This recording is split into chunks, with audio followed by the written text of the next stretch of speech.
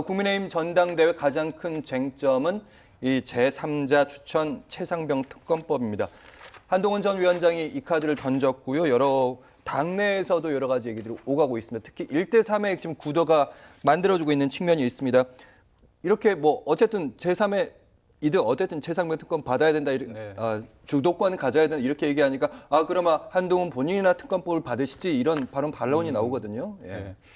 저는 한동훈 전 비대위원장이 어떻게 보면 이번에 그 선언을 하면서 많은 국민들 그리고 언론에서 관심 있게 본 대목이 결국은 이제 해병대 특검에 대한 입장과 그다음에 김건희 여사에 대한 특검 그 입장이라고 봅니다. 예. 그 부분에 대해서 이제 첫 번째 입장을 냈는데 저는 이게 특검을 수용한 거냐 이렇게 볼 수도 있고요. 특검을 반대한 거냐 볼 수도 있습니다. 결국 뭐냐 앞에 수식어가 뭐냐에 따라 다른 거거든요.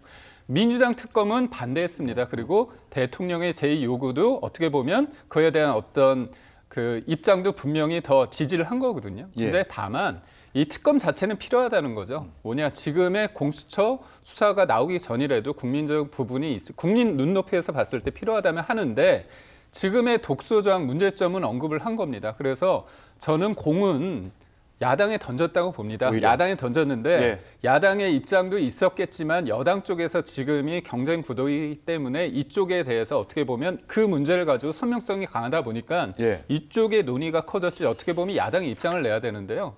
야당에서 아주 정식적으로 어떻게 보면 약간 제가 볼 때 피하는 것 같기도 하고요. 끌려 들어가지 않겠다는 생각 같습니다. 근데 저는 그렇습니다. 지금 특검에 대한 국민적 요구가 있지만 국민들한테 이 물을 때 지금 그러면 민주당과 조국 혁신당이 특검을 정하는 특검을 원하십니까? 이렇게 묻는다면 그거 다를 수 있거든요. 그러니까 선수가 심판을 정하는 그 상황에 대해서 이거는 특검 결과가 나왔을 때 여당에서는 그걸 또 받아들이지 않을 겁니다. 결국 그렇다면 이게 도돌이표처럼 전국이 특검을 통해서 뭔가 해결되는 게 아니라 이게 계속 평행선을 달린다고 한다면 결국은 특검의 내용을 근데 저는 바람직한 거는 공수처 결과가 조만간 나올 테니까 그 결과를 보고 여야가 이태원 특별법처럼 서로 양보해가지고 특검을 만드는 게 어떨까 그런 생각을 해봅니다. 지금 우리 김기흥 전 부대변인 생각이시고요. 지금 방금 보신 것 같이 일단은 특검법이 필요하다라고 인정하고 있는 것 같아요. 그러니까 한동훈 전 비대위원장이 이 얘기를 한 것은 전 전략적인 선택이라고 생각하거든요. 왜냐하면 지금 이 이야기로 말미암아 안 그래도 명확한 전선이 이루어진 것이 이번 전당대회가 한동훈이냐 한동훈 아니냐로 가게 됐어요.